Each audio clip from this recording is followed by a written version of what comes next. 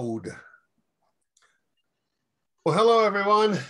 Good afternoon, everyone, and welcome to the Tuesday afternoon weekly training by Boyd and Jim, sponsored by Entrepreneur Factory and, of course, BP Media and E2 Total Solutions. So enough of that. Boyd's going to be teaching today. The topic is content. So many of us struggle a great deal coming up with fresh content, always getting new content. Google has a requirement for fresh content and updated content and all of those things. So Boyd's going to go through some ways to get that content without having to generate it all yourself. I know that's always taxing and hard for you to come up with. So Boyd, take it away, and I will jump in where I think it's fitting. Perfect. So one of the things that I find is there's a lot of people out there who they tell me, Boyd, I've done about 15 or 20 different posts. I don't know what to write about next. And I have a whole thing that we can do, called Recipe for Social Media Success. And that's great. But, sometimes you just want to have other people generate some of the content. And that's what we're going to be talking about today. And I left a little note in there that says subtitle. I meant to put in something that said, and things that are going to go bump in the night. No, I'm good. Yeah. So anyway, let's get on with this. So, the first thing we want to do is let's talk about content curation. Content curation is something that a lot of customers do, a lot of companies do. When they find something that is really interesting in their industry, they'll repost it. And that's what curation is all about, is reposting it again. But there's a few things you have to know about it, or you can get into trouble. Content curation is great, and people don't mind allowing you to repost what they posted, as long as you are giving them credit. So you might say, hey, I saw this on, and then you give the name of a magazine. So on Huffington Post or the Washington Post, or whatever it might be. Tell them where you saw this, and sometimes add in a kind of a commentary as to why you liked it. But generally, content curation is again about things that are done inside your actual industry generally. So we love to do the content curation. So, and Jim, you've got some examples on this, don't you? I do. I have a client that deals with anxiety and depression. And what we've done is link building is so important to building the reputation of this site and for Google to understand everything about it. And what we've done is we actually built some outlying sites. The one that I'm thinking of is called Signs of Anxiety. And what we did is that looks like a blog site. Virtually, there's probably, right now, I'm going to say 15 or 20 blogs on it. Every one of those blogs is curated content. And so what's happened is there's a lot of information out there on the internet about anxiety and depression. And we've taken those articles, we've created a blog, if you will, from that article and given credit. And it's unbelievably important to Google, give the credit where credit is due. So we said, hey, we found this cool article about anxiety and depression, and we thought it would be valuable for you. So there's a link off to the whoever generated the content, let's say the depression article. But we also have inbound links to my client's site with, everywhere that it says depression in that article, we've created inbound link. The thing that's important is that we're also driving that to a link we wrote about depression on my client's website. So we've got some information, a website that exists out there in the world with an inbound link to my client. And so when Google finds that link, follows it backward, there's an article about depression. When they follow it inbound, then of course there's information about depression. So we're doing kind of two things at the same time. we're using curated content we did not have to generate. We give credit where credit is due. That can be kind of a no-follow link and then an inbound link to generate links for my clients. So it's a kind of a complex strategy, but that's, you know, welcome to my world. So that's what's going on with that. But we're using 100% curated content on that other site to drive links into my client site. So it's kind of like when you see all these different articles out there, you're pulling them all together for someone to be able to find them all in one place. Exactly. And that's a cool thing. Now you can do the same thing with social media as well. And so if you get somebody you're seeing content that really works for you, bring that in and utilize it. So you don't have to be on your website. You don't have to write articles all the time. Sometimes it's all about your social media. You don't have to be figuring out what you're going to write about or what you're going to post about. And that way you can keep up with it easier by posting it. Now, one other thing, if you're posting their picture, if they've purchased that picture, if you give them credit for it, you don't have to purchase the picture as well. That's one of the cool things about giving credit to them. It keeps the credit for the picture being used with the original company that purchased the premium picture that they may be using. The royalty photograph. The royalties. Yeah. And so the companies who do that, as long as you give them credit, they can't come back after you. And if you don't do that, they can come after you, because then it's looking like you've created the content. And so you're going to have Google with their SEO mad at you, and you're going to have the company who sold the picture to someone else, and you're using it now.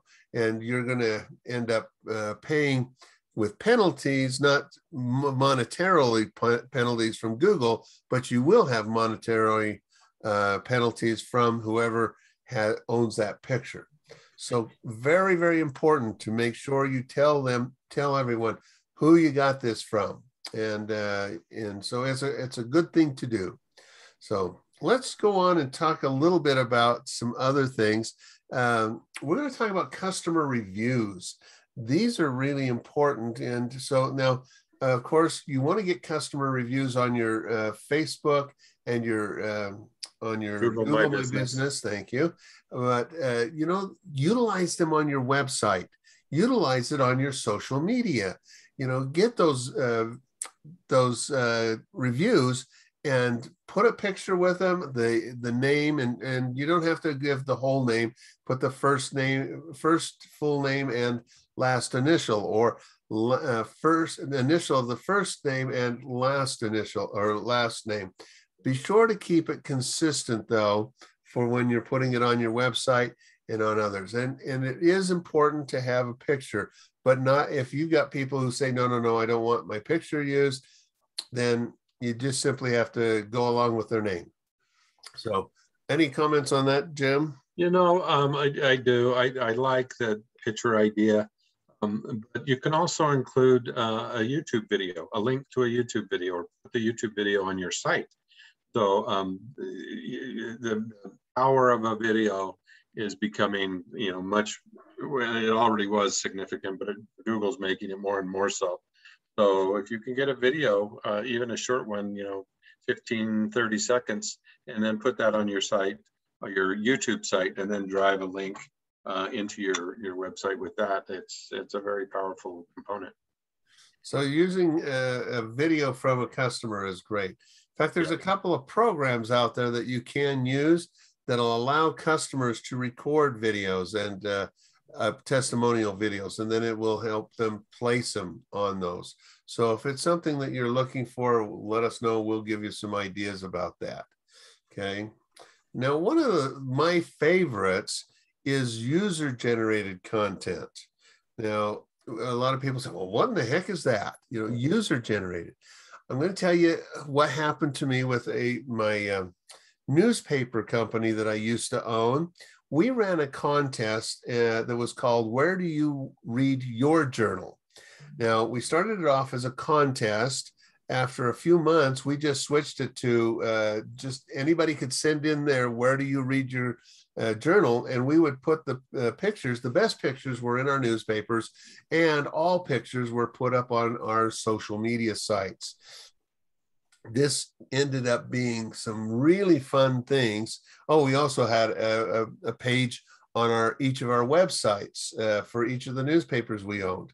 And we got thousands and thousands of people that would go there because, you know, somebody would send in a picture of them in the Uintas camping and reading our newspaper, and we'd put it up there, and they'd tell their friends, and their friends would say, oh, this is cool. And pretty soon they're following us, and we're getting lots of people following us, more people following us, but also a lot of people who are liking and commenting and sharing it themselves. Now, we had people going all over the world taking their newspapers so they could take a picture.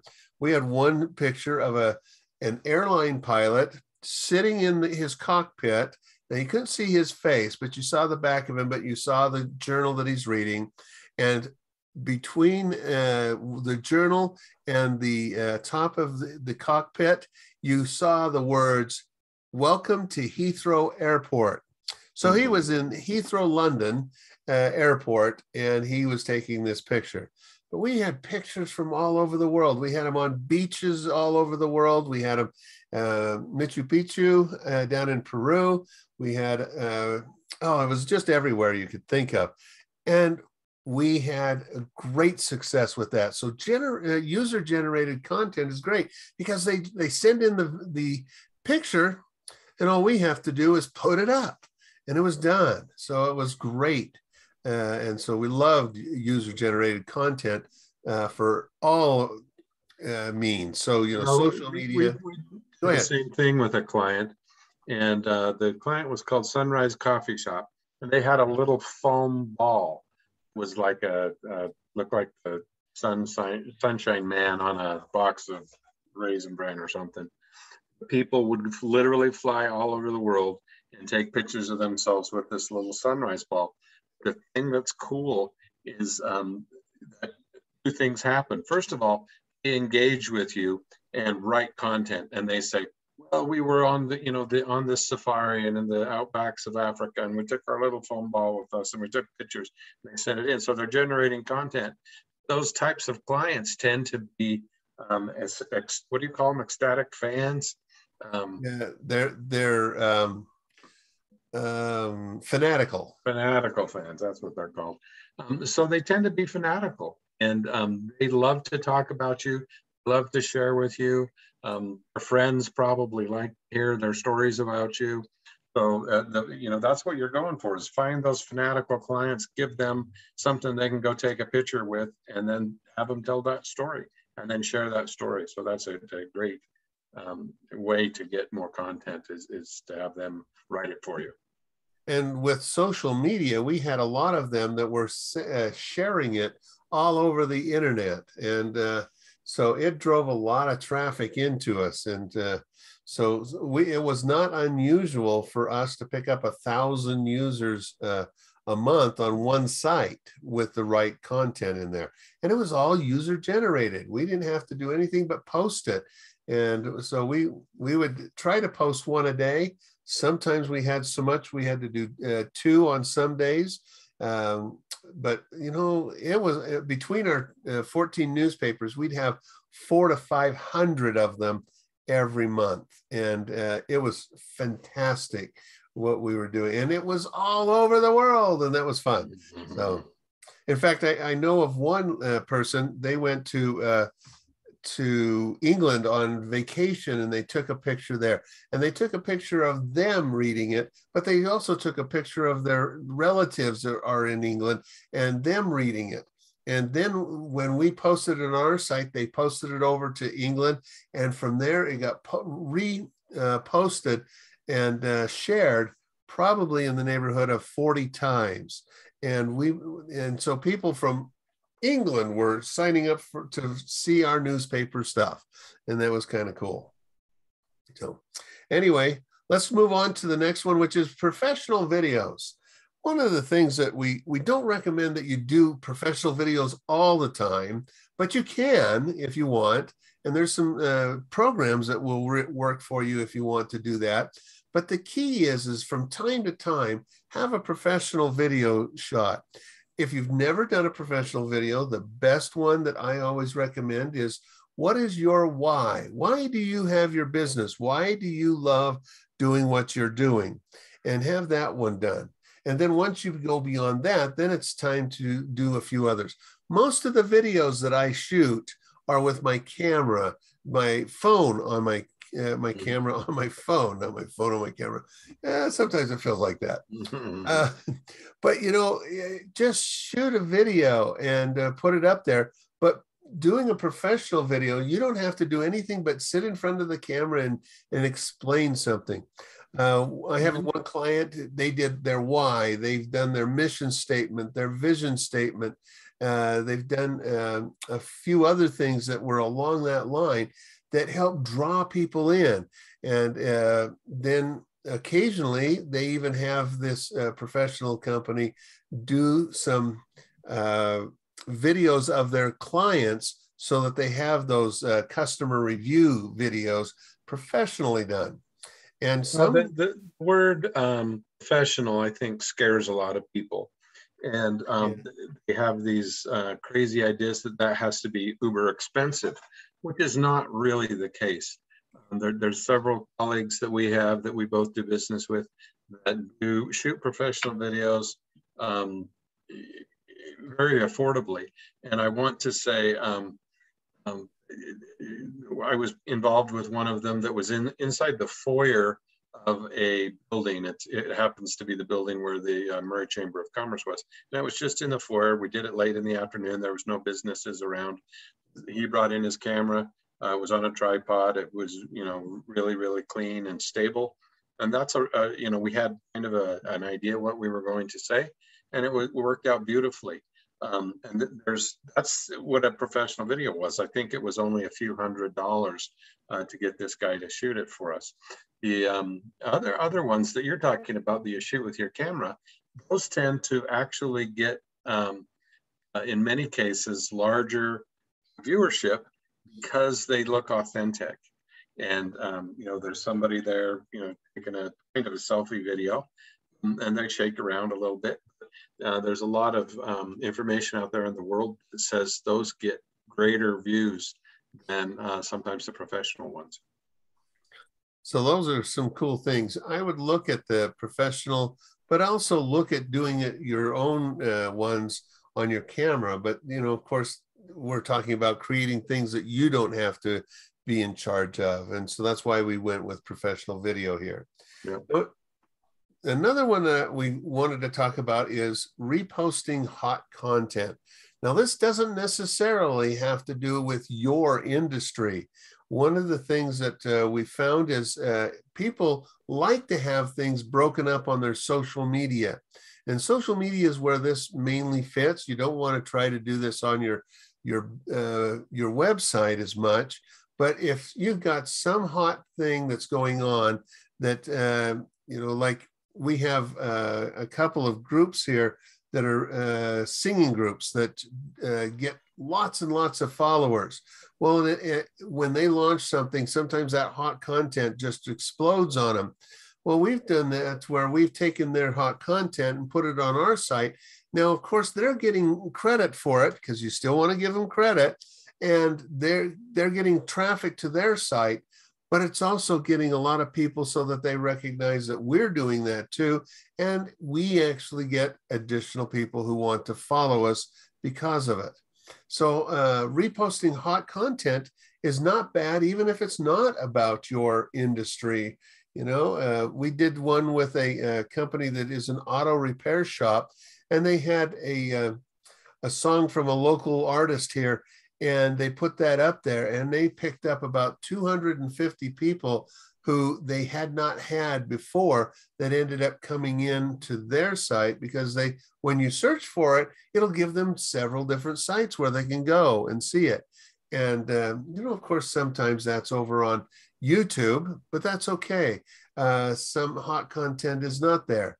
and it's great to do. So hot content is one that I always recommend to people. When you're on something and you see something that is really getting, blowing up in there, take advantage of it. But again, make sure you give them the credit for it so that you're not getting into trouble. Anything additional? I want to just kind of reemphasize. I know that we've said this several times, but it can damage your SEO in multiple ways if you don't give credit where credit is due. First of all, it kind of looks like duplicate content, and Google will punish you if you have duplicate content. But if you simply give a credit for whoever posted that, then you get the SEO bump. They get an SEO bump. It just works out for everybody. I just want to re-emphasize, don't plagiarize content. Give credit where credit is due. Yeah.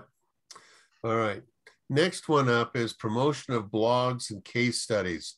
Now, this one's important because this is going to, for your social media, it's going to be important for your website, and it drives a lot of traffic there. So when you put up a blog or, an article in your blog, or you put up a case study, then put it on your social media. Do something small and push people there. But you don't have to just do the headline. Do subheadlines as well, and draw people in from different angles of what that article is about. And my expert, Jim, is going to talk more about how that all can work for us. Absolutely. So blogs are a key part of any website. And there is part of the Google algorithm that you have to have fresh content and current content. And there's two types of content that really happen in the blog and a case study. In the blog in particular, there's real relevant, real fresh content. And then there's something that we refer to as evergreen content. And that tends to be more timely. What I'd like to emphasize is that if you want to talk about skiing, snow skiing, you can talk about snow conditions and pine trees and jumps and stuff like that. That's all evergreen content. If you talk about a ski racer like Peekaboo Street or something, they tend to be a flash in the pan. So you need a little bit of mix of both, evergreen content and really current hot content, like you mentioned in the previous article. The other things are case studies that make it, they're position you as a expert in the field, if you will.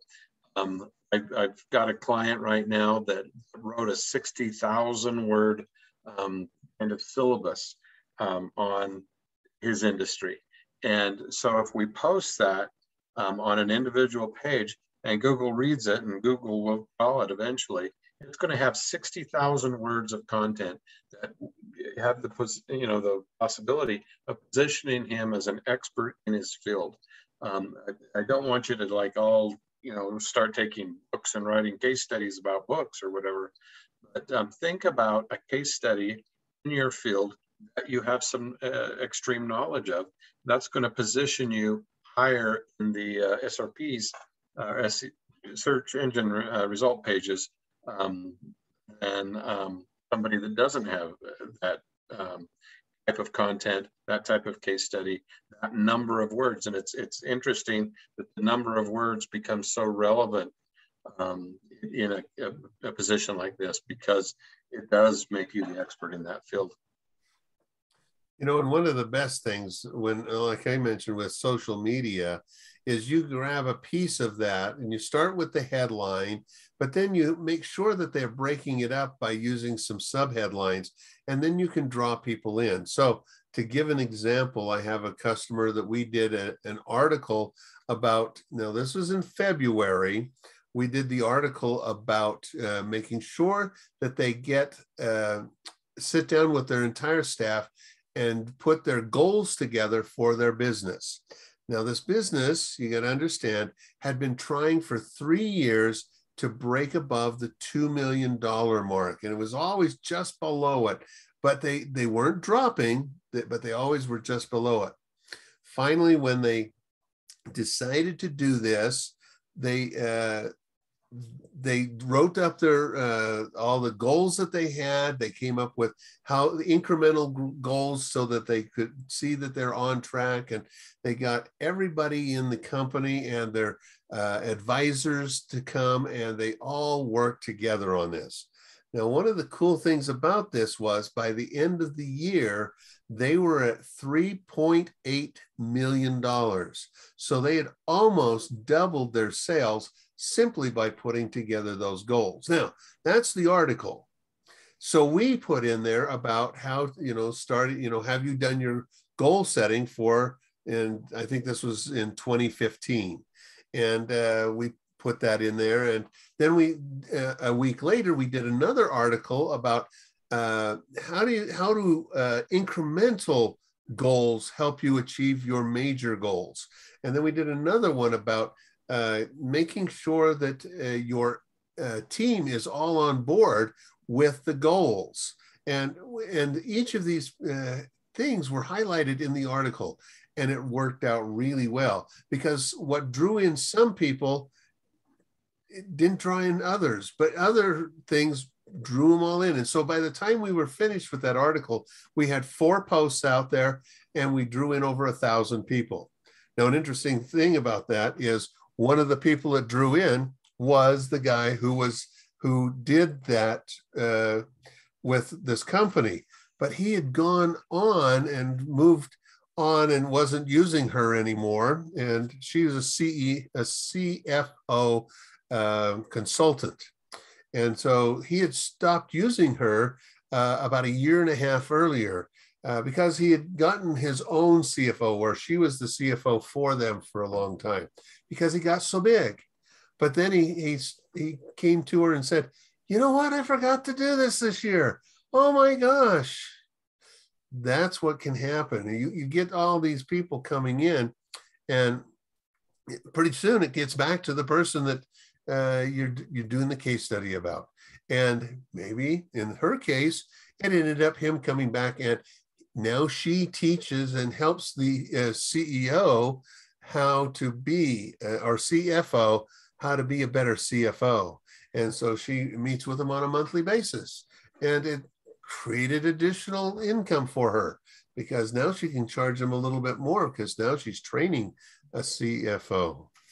So, okay, so those are some of the things that we use when we don't want to create our own thing. But, one of the other things I wanted to talk about with this is, how do you get and maintain engagement?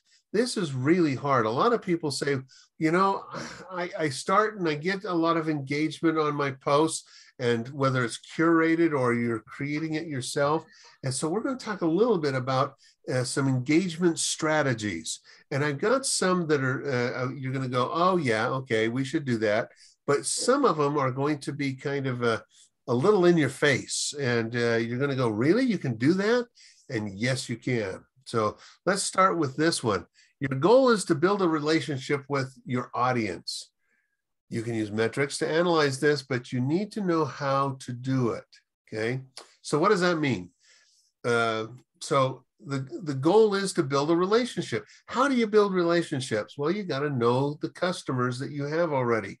And that's part of the thing with social media, is know your businesses. And then as you get going with it, you're going to engage with them better, because then you're going to ask them questions. You're going to use all the things that you're using on social media to draw people in. And there's 3 types, well, there's several types of engagement. In fact, I think I'll tell you that in a few minutes. But you want to make sure that you're getting people to respond when you've got a call to action. And I'm going to tell you, not all call to actions involves money. Call to actions can be, like we did a program one time where we just asked the question, so which do you like better? Do you like chocolate or Fridays? Well, that's a call to action, because you want them to do something. You want them to respond to you. When I do my books, I always put up my covers to be analyzed by them. Do you like this cover or that cover? And then I get engaging with them, get going with engagement by simply asking them, well, why did you like this cover over that cover? why did you like that one over this one? And pretty soon I'm getting additional ideas. And so it's all about building relationships. And that's part of this. Jim, do you have something? Yes, I agree 100% that building the relationship is the most important. And I'm a fan of the analytics. I really like to get in and see the details and see, how many people engaged. And then when you clarified the question, how many people re-engaged, or how many people are following up with those questions. So it's absolutely fascinating to me, and it's a really important part of your business. Right. Well, the next thing I was going to say is you got to post great content every day. Now, it doesn't always have to be content about you and your business, but post great content every day. And you do want to make sure your business is part of it. And you do want to make sure that your logo is on there, even if you're doing an inspirational quote or a quote of the day. Be sure to put your logo on it so people recognize, hey, this is from ABC Company. So doing that is really important. The next Floyd, one, go ahead. You have an opinion about the location of the logo, and it's always the lower left corner. Why is that important? So what we found was a lot of people put their logo at the top of their post. And can I tell you, that is probably one of the worst places to put it. Yes, people will recognize it. They'll see it. They'll also move on faster if they've seen it too many times. What you want to do is you want to catch their attention. So in marketing, one of the things we do is we talk about the 4 different characteristics of a good ad. Now, you don't need all 4, but the first one you have to. That's an interrupt. Interrupt them in some ways. Now, a quote of the day will interrupt them. Something where you're starting to talk to them about something, that will interrupt them. But did you notice your logo wasn't one of those that interrupts people? It actually gets people to push on. And so the second one is engagement. And so you got to have something engaging. Now, quote of the day, you probably aren't going to have too much of an engagement on it, but most of them you do. You want to have something engaging. Ask a question, do this or that. Teach them something and then say, what do you think about this? Get it so that they're engaging. The third thing is that you educate them. Now, a lot of times on social media, that education will come in by sending them to a website, or it's a mini blog on their social media. And number 4 is a compelling offer. Now, on social media, you don't want the offer to be there. You want it over on the website. But you do want, with that compelling offer, you want to put your logo there. And so we use the bottom left corner for ours because we have found after study that if you consistently put your logo in the same place, and it's either the bottom left or the bottom right corner, you'll get better recognition. Top of mind awareness is what it's called. But we found that it's 5% higher if it's on the left side than if it's on the right. 5% isn't a lot, but we go after everything we can get. So that's why we always put it in the bottom left-hand corner, because your people don't care who you are until they know that you care, that you can take care of a problem, or you're interrupting them is what you're doing. And that's why we put it at the bottom always. I want to say something kind of interesting. Okay. I use an automated posting platform that most of you guys are aware of. And if you're aware of Entrepreneur Factory, then of course you're aware of what it is. But I make these beautiful, beautiful posts in the beginning, and it has some text that runs through it. And I would always forget my logo is going to block out some of that text. So I ultimately now remember, and I adjust everything accordingly, because I know that my logo is going to be in that same position every single time. I did in the beginning forget about my logo, so and that comes in from an automated perspective. And I just wanted to give everybody a heads up. Remember that that's going to show up, so that when you see your post, it's like, oh my gosh, I covered my content. So yeah. And I had a ad agency the other day that came unglued because I put that logo in the bottom left of their ad that they were doing. They're trying to get people to donate money to a clinic that's being built, and they put the they put the logo for it at the top right, and I put one in the bottom left, which happened to go over some of the areas where they could do the donation. And so I ended up taking ours off. But as I got talking to this guy that was doing their ads, I told him why we always put it in the bottom left. And by the end of it, he was going, I wish I had known this. I've only been doing this for 15 years. And, it's not well known, but it works.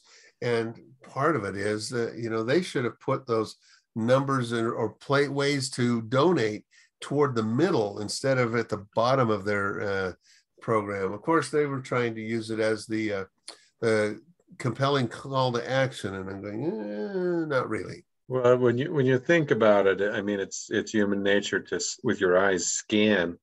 And so you have it in the bottom left corner.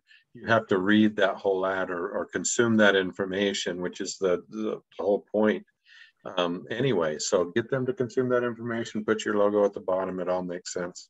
And of course, left to right is where they're reading. And so they're going to see that before they close out. So exactly. That works. All right. And the next one is do testing and watch what is getting you better engagement. Jim and I, we were working with a company and we did 2 ads and we were testing them both out. And it was interesting. We got about 62% of the people who responded to the one ad. And the other one was, just less than 40%, 38%. But, as we got looking at it, they both were given to the same amount of people, but one worked better than the other. Understand when you do something like that, to now look at that one that got to 62% and utilize it more. Because if you're doing that, it's going to work better for you. And testing is a really good thing. A/B testing is what we call it. And some people will even do ABC testing. That gets a little more complicated because then you're dividing it between 3. And what if A would have worked really good with the C people? What if, and there's a lot of different things. But be sure when you're doing testing, get the analytics, see what's working, what's the best, and utilize that, whichever one is the best, going forward. Awesome. Okay, next one is respond to comments, direct messages, and reviews. Jim, take that one. You know a lot about that one too. Absolutely. So the thing that's important is that you respond either way, if it's negative or positive. And I tend to go off a little tiny bit on the negative ones because there's so many different ways to handle a negative comment or a negative review. And a lot of people kind of get shell-shocked or paralyzed a little bit. If somebody doesn't like them, it's like, oh my gosh, what do I say to them? What do I do? Well, Google in particular wants to know that you're taking care of your clients. So at the end of the day, a no response is far worse in Google's eyes than if you respond and say, gee, I'm sorry, what can we do to make this up to you or make it better? Or can we try harder next time? And, you guys all know that I do the SEO thing and I care a great deal about how Google sees the world. And a no response, just Google will punish you for it. So respond either way and take care of the client. I've got a quick story about a client that we had in New York City, and he wrote a scathing review of my company. It was a deli, and he just said, the kitchen looked messy and the food was, I didn't think was good, and blah, blah. He just went on and on and on. And people that are angry tend to write bigger reviews or bigger comments than people that like you. I mean, if they like it, they just say, "Oh, I loved it. It was great." If they're pissed off, then they tend to write really long dissertations on what was wrong with their experience. And so we ultimately responded to that experience. Well, not ultimately, we responded quite quickly and invited him to come back in and spend some time with the kitchen staff. And so had written a negative review. He came in and saw that the kitchen was clean and saw that, you know, we had a great pizza oven and saw that we made great sandwiches and really engaged with my clients, and ultimately went back and changed his review or added to his review and said, you know, gee, I was mistaken. It was such a great experience. I spent an afternoon with him. I loved him. I'm going to go back. You know, I'm going to take all my friends back. And so it really made an impact with a bunch of people that came in and said, hey, I saw that review and I saw that he changed the oven, you know, cook a pizza in the oven. Let me, you know, pick my pizza, or let me choose my sandwich. And they actually generated a lot of business and got a lot of comments because of that one negative experience that they responded to and turned it into a positive. You know, and that's one of the big things with reviews. If you get a bad review, it can actually generate a lot more business for you by how you handle that. And so I've had customers who got bad reviews, and then they went back, found out what was going on.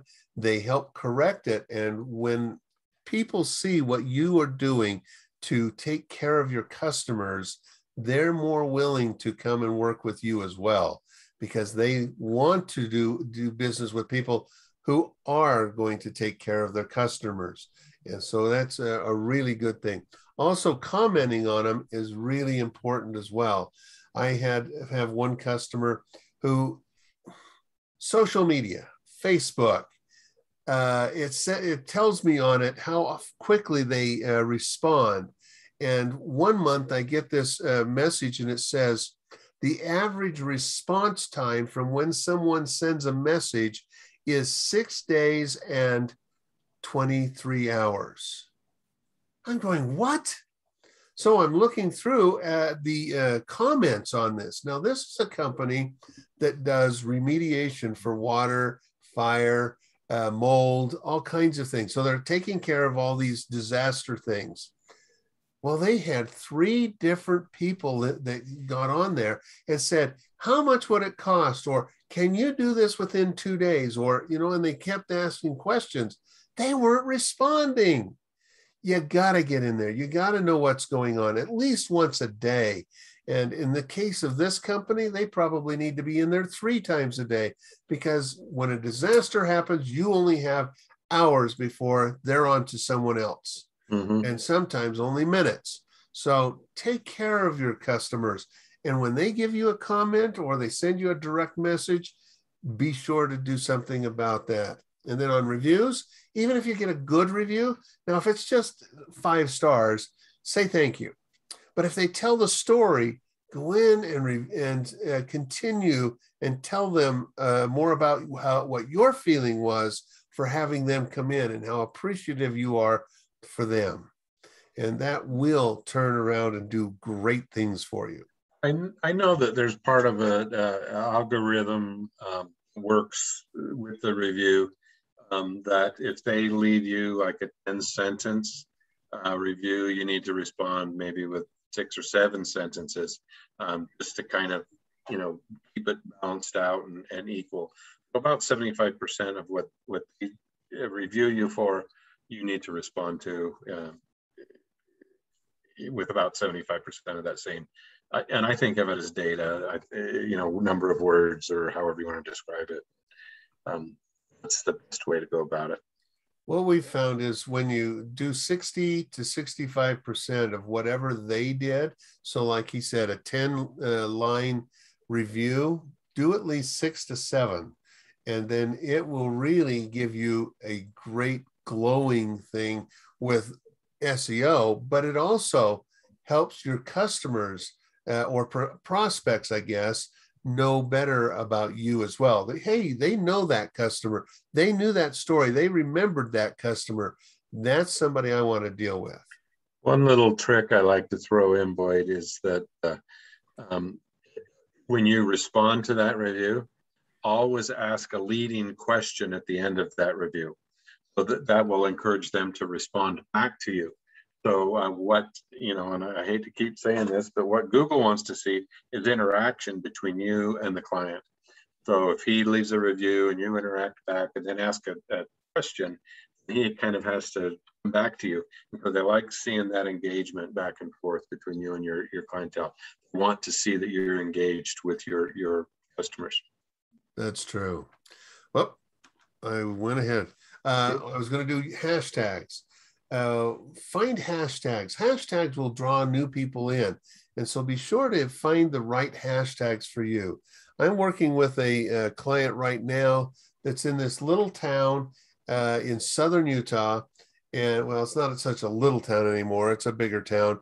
But you know what? I was looking for hashtags that are used by people in that town. And I'm right now up to 65 different hashtags, and I haven't gotten through everything yet.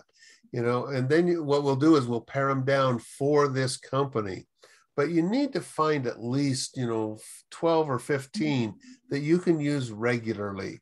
And don't use too many.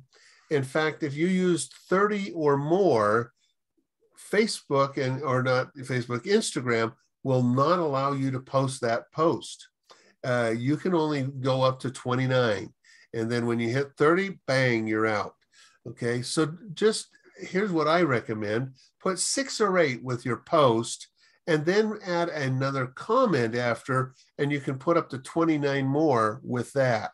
And then if you still have some that you want to put in, but don't overdo it, but if there is something that just is so compelling, put a second comment in there with a few more, but never go beyond 2. So that's something to do. Now, the last one here is hooray for a giveaway. Yes, giveaways and contests are really important to use when you're trying to get engagement up. And we've done that for a coffee shop, and they got lots of engagement.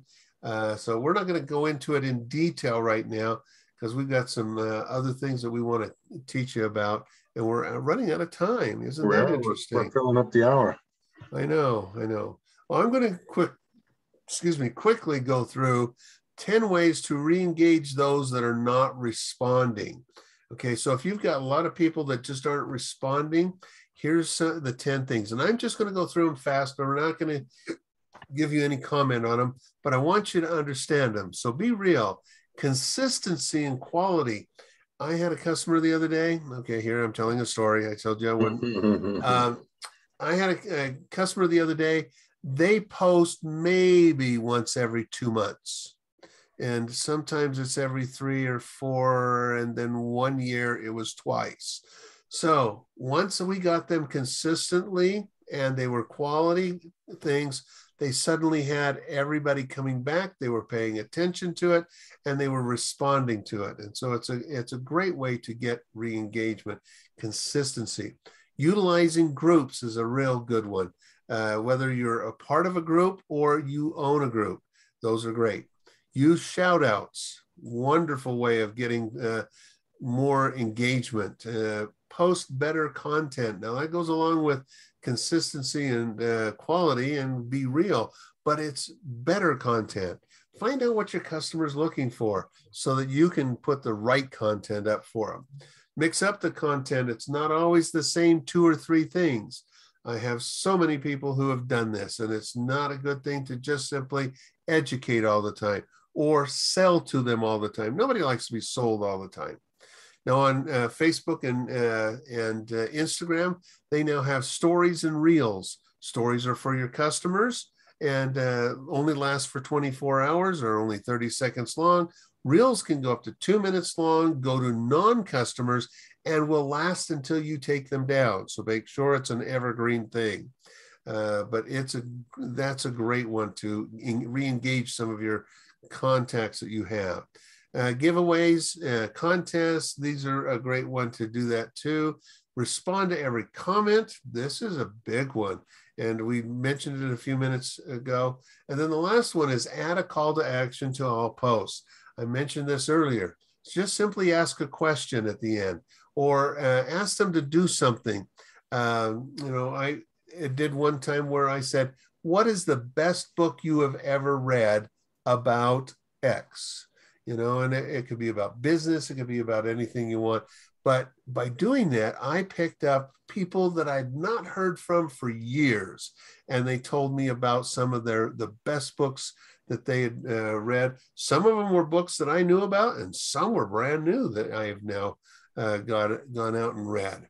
Now, these are two different ones that I have here. The first one from Nantucket School, that is a story. You can tell it's a story because it's connected four different 30-second stories together, and you see that in the little. Let me go here. Right here, it has a split, and here it has another split, and here it has another split. That means four different segments have been put together. But this has done really well for getting people re-engaged. The other one is from a local restaurant here, and this is a reel that they put out. And they put out a reel every week, and then they take it down at the end of the week, and it's drawing in new customers, but then they also show it to their current customers, and they have doubled their business in the last 5 months by doing this type of a program. So, I mean, who doesn't want the banana chocolate pancakes with Nutella, bananas, and whipped cream? Okay, somebody doesn't like bananas like my daughter, but you know what? When they had the blueberry ones the next week with a specialty syrup on it, she was in there in a heartbeat. And that's the thing. Utilize these kind of things. All right, next up, some aggressive engagement strategies. We're going to go through these kind of quick because we're down to less than 7 minutes that we want to be finished. Okay, tag influencers that have the same or similar customer or prospect base. So these are important to do. However, there are some influencers that don't want you doing that, but most will allow you to do that. When you're not competing with them, they will then allow you to do that. In fact, a lot of times they'll reach out to you and say, how would you like me to, mention you on in my posts? And some will charge for it, some won't. So it's always a good thing to do. And if they don't like it, they'll just simply say block no. them, yeah. Sorry? Block you. Yeah, well, they won't block you usually. What they'll do is they'll have it so that you can't tag them in the future. And I guess it's blocking them from tagging. Blocking, when I think of it, is they're blocking you from even seeing what they're doing, but they don't usually do that. Okay. Next one is invite friends. So many people forget to do this. Jim and I worked with a mortgage company, and we couldn't get the employees and the owner to invite their friends to follow them on Facebook, on Instagram, on anything. And they couldn't get anything started. And so some of the people in the office didn't even follow. Yeah. And so why would other people do it if the people in the office aren't even doing it? Okay. Like bombing. Now, this is a little more involved. I'm not going to get into it today, but it's a great one to use when you're trying to get a specific post so it goes viral faster if you think that you've got one. Another one is put together an engagement group. And this is where a lot of people get together and they say, hey, I'm going to be posting on Monday. You're going to post on Tuesday, and we're going to go in and like it really quick. And we're all going to do it right at 10 a.m. And so at 10 a.m., you all go in, and whoever's turn it is, they put it in there, and everybody goes in and quickly likes it. And this pushes it up into the search options on Instagram especially, but even on Facebook. And pretty soon you got more people outside of your group liking it too, because now it's been seen. And so the key is getting a whole bunch of people to do that. Yeah, 5 is what sometimes we use. I've been in a group that had 15 people in it, but just that few can really do it. Like for likes. This is a program that a lot of people started back years ago, but it's changed over the years. And if you want to know more about it, let's talk, because that's, again, a little more in depth as to how to do it. And then one of the things I'm going to tell you is don't buy followers. It decreases your influencer status, and it will actually make it so that you have problems in the future, especially if you do it with certain companies that Jim and I have had some companies work with. Yeah. Okay. I'll tell a real quick story about one of our Yes. mutual clients. He had some development work done in, I'm just going to say not United States, India. And I said, well, gee, I can get you some followers. And so he basically bought followers. And he had, when I first engaged with him, he said, hey, I have 20,000 followers on Facebook. And I go, man, this is going to be easy to help him. And what we found out is that Facebook ended up, things happened. Facebook was hammering him because all of his clients were offshore, out of the United States. And the guy that had control of his Facebook page, got pissed at him because he moved his business, to another client, me, and then wouldn't let him make any changes to his Facebook page. So he lost all those 20,000 followers, and he couldn't control his own page. We even contacted Facebook, and we ended up starting from ground zero because he couldn't get control of his site. So that's that bad story, but bad things happen in the real world. That's true. Well, anyway, that's today's lessons that we wanted to get to you, the teachings. These are all important things. So starting with how to write things that are utilizing content that you don't have to write all the time or produce, and then going into strategies to engage with people is what the second half of it was. And I want to say this too, is that social media is the new medium to get engagements. You ultimately want the people on your site, you want to know them personally, you want to interact with them, through your website, through your store, whatever. Social media is how you find all those, million people that you can start to interact with. Yep. So that's today's lesson or training. I hope that it helps you. It's been great doing this with Jim. Every Tuesday we do that. So please check our schedule. You can go to bpmedia.com and then click on this seminar tab. I think on entrepreneur-factory.com, you can go there and do the same thing there. So be sure to do this so that you can get the Tuesday trainings is what it is. Tuesday free trainings that we do every Tuesday.